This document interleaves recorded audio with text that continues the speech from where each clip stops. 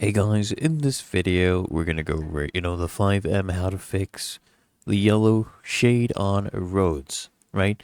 So this is a common issue that people tend to have. And it was very easy for me to fix this, this one and this one. The textures are just not loading, the yellow shade. So the issue is very easy.